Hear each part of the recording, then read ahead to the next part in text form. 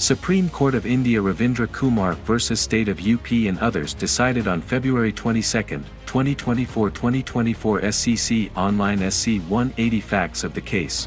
Ravindra Kumar, the appellant, on February 12, 2004, applied for the post of constable. 5 days after submitting the application, i.e. on February 17, 2004, he was embroiled in a criminal case for offences punishable under sections 324, 352 and 504 of IPC. He cleared the written exam and the interview. The judgment dated March 13, 2004. The appellant was acquitted. The appellant submitted the affidavit on October 30, 2004, wherein, he inter alia, stated that no criminal case, cognizable or non-cognizable, has ever been registered against him. He was not sent for training on the ground that there was a character verification pending. Subsequently, on April 12, 2005, he was given the following letter cancelling his selection. High Court dismissed his petition. Findings of the court: there is no dispute that under Clause 9 of the recruitment notification dated January 20, 2004, he was required to furnish an affidavit in the format given by the selection committee.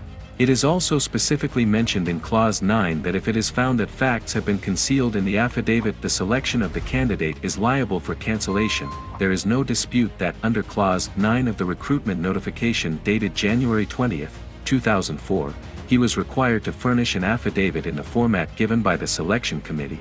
It is also specifically mentioned in Clause 9 that if it is found that facts have been concealed in the affidavit, the selection of the candidate is liable for cancellation. In the case at hand, the appellant hails from the small village. On the date of the application, there was no criminal case pending and there was no suppression in the application form. In the criminal case, he was acquitted.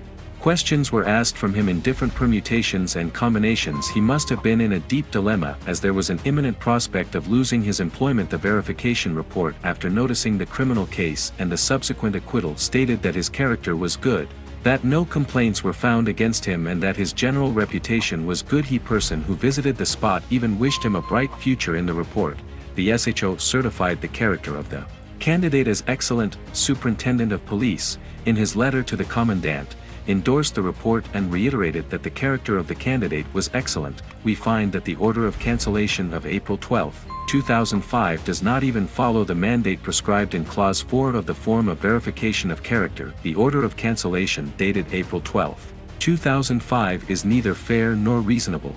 In the backdrop of the special circumstances set out herein above, where does the non-disclosure of the unfortunate criminal case, which too ended in acquittal, stand in the scheme of things? In our opinion on the peculiar facts of the case, we do not think it can be deemed fatal for the appellant. The appeal is allowed. The respondents are directed to appoint the appellant in service on the post of constable. We direct that the appellant will be entitled for all notional benefits, including pay, seniority, and other consequential benefits. Necessary orders shall be passed within a period of 4 weeks from today.